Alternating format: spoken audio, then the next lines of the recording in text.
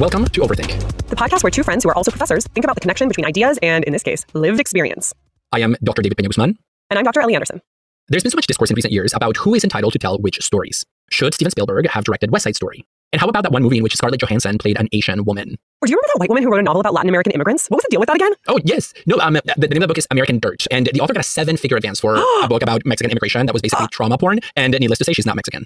Dang. And her case seems like an obvious one. Like, she was not the person to write about this. Because by all accounts, she actually knew very little about the situation she was writing about, in addition to not being Mexican. It's funny, David, that we're doing this episode right after our cultural appropriation episode as well. It sounds very similar, no? Yeah, we've been thinking about some of these things in similar yet different ways. But there are a lot more cases here where the ethics are very blurred. For instance, let's say you're a white male writer who wants to write a novel with a strong protagonist. And you know that novels in English have tended to prioritize white male characters. Do you try and disrupt this history by writing a woman of color as the protagonist? Even if you do all the research in the world on the positionality of your character, are you just not the person to write it because you're a white man? And if you aren't the person to write it, then do you just keep centering white characters? Because that seems bad too.